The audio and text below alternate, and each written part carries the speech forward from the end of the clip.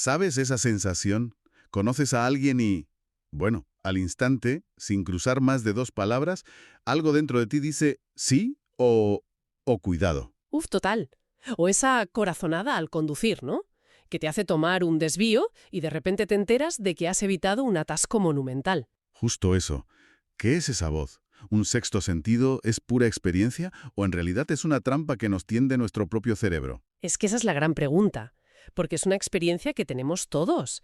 Ese pálpito que no sabes muy bien de dónde sale. Y lo fascinante es que, depende de a quién le preguntes, te dirá que es la mayor de las sabidurías o, vamos, el camino más corto al desastre. Pues ahí es donde nos vamos a meter de lleno hoy.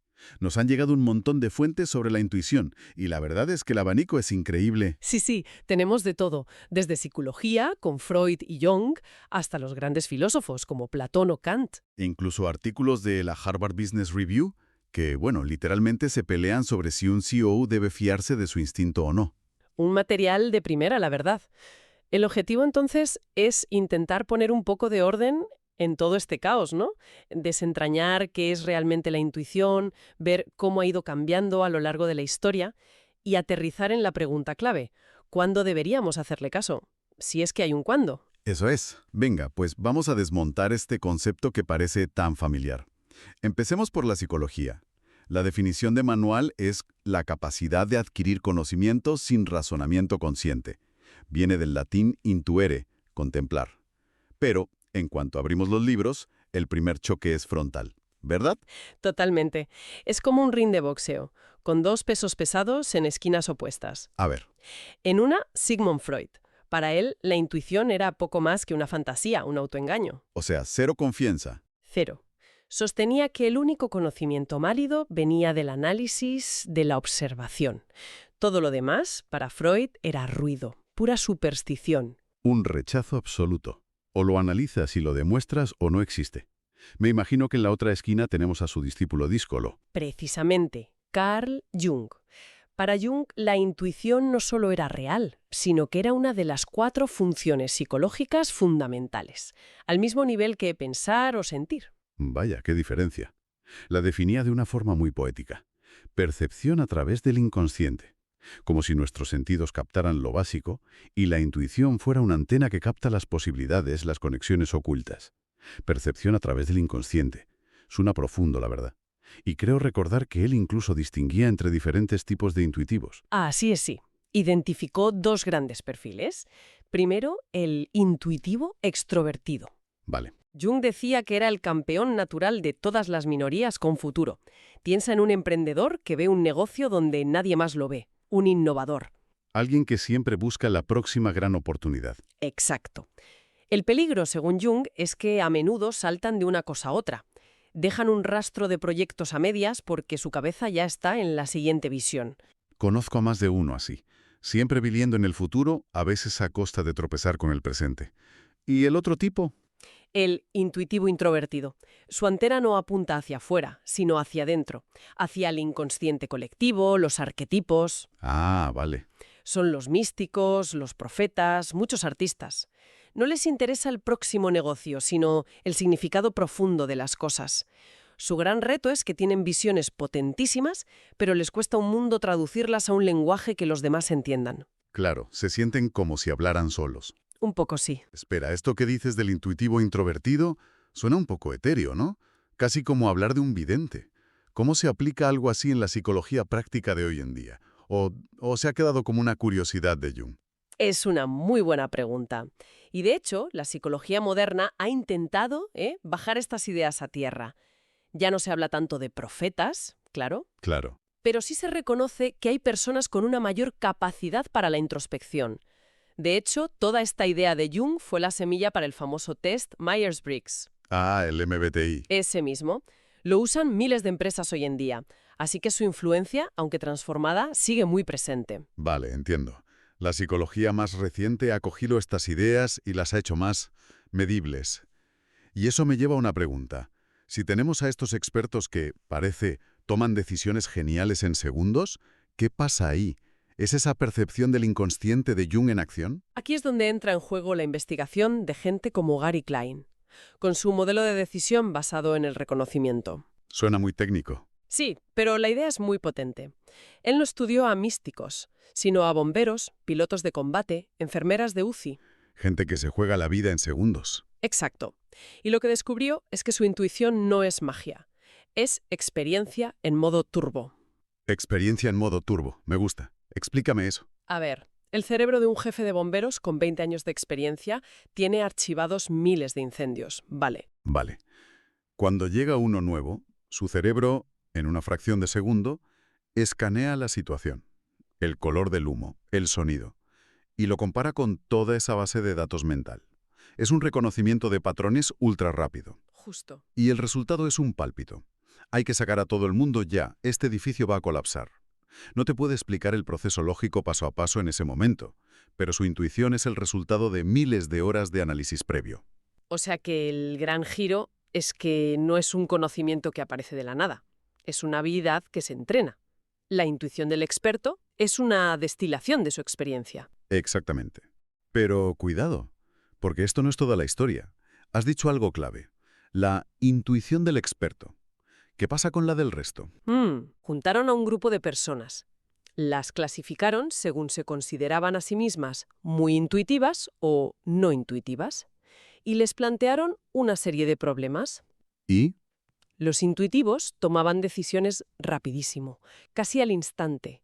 Los no intuitivos, pues mucho más despacio, analizando. Lógico. ¿Hasta ahí?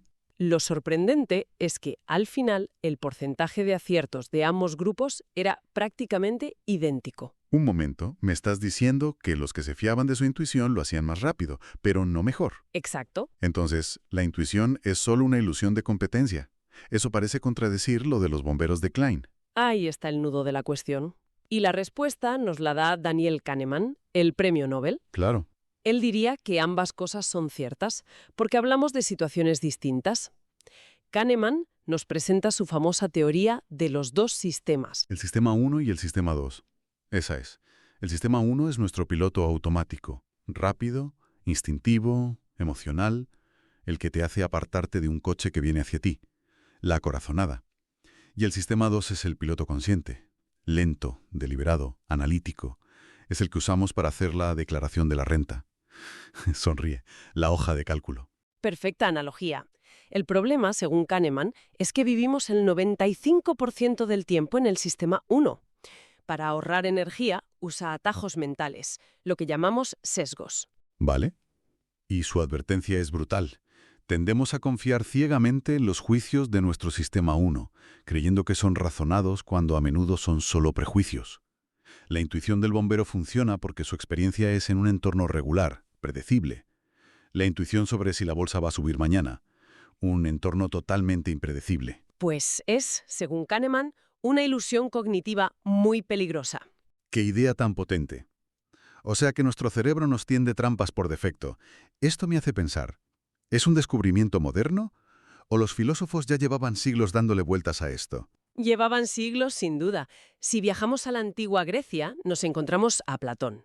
Para él, la intuición era algo casi divino, la herramienta para entender la verdadera realidad, el mundo de las ideas. Y proponía un concepto, la anamnesis, ¿puede ser? Esa es.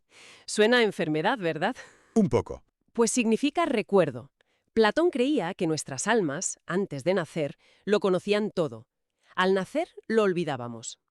Para él, la intuición no era crear conocimiento nuevo, sino el acto de recordar lo que nuestra alma ya sabía. Pasamos de un reconocimiento de patrones a un recuerdo de un alma eterna. El salto es gigantesco. La filosofía no se anda con chiquitas. Desde luego.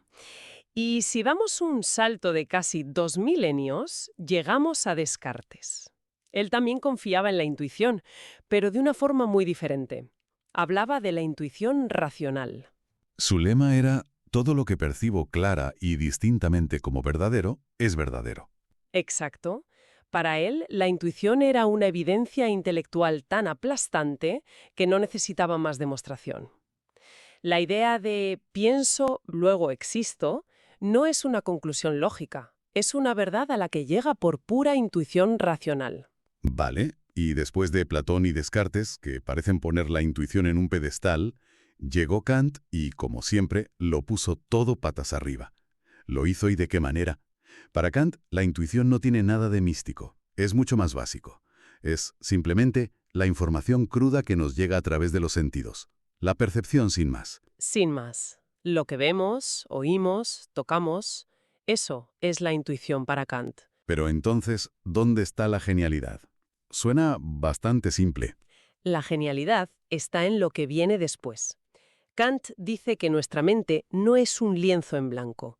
Es una máquina que procesa esa información usando unas formas preinstaladas. Formas preinstaladas. Sí, todas las intuiciones que vienen de fuera las organiza en la forma del espacio. Y todas las que vienen de dentro, un pensamiento, un recuerdo, las organiza en la forma del tiempo. ¡Qué idea! O sea, que el gran giro de Kant es que la intuición no es una ventana para ver el universo tal como es, sino que el espacio y el tiempo son las gafas que llevamos puestas y que no nos podemos quitar. Exacto. Lo has clavado. Espacio y tiempo no están ahí fuera, son el software de nuestro cerebro para poder procesar la realidad. Y eso lo cambia todo. Fascinante. Hemos visto un Occidente obsesionado con la razón, incluso cuando habla de intuición, pero la filosofía oriental suele ir por otros derroteros, ¿no? Completamente. Allí la intuición está íntimamente ligada a la espiritualidad. En el hinduismo, por ejemplo, el filósofo Sri Aurobindo habla del conocimiento por identidad. Conocimiento por identidad. Es la idea de que puedes conocer algo convirtiéndote en ello, una fusión entre el observador y lo observado. Sostenía que la humanidad antigua operaba más desde este modo intuitivo, pero que la razón, aunque necesaria, lo fue eclipsando. Y en el budismo zen, el pensamiento racional es casi el enemigo, ¿verdad? Se le ve como un obstáculo, buscan un conocimiento inmediato, que va más allá de la lógica. Por eso usan los koans. Los acertijos estos ilógicos, como ¿cuál es el sonido de una sola mano aplaudiendo? Ese mismo. El objetivo no es resolverlo, es agotar la mente racional hasta que se rinda.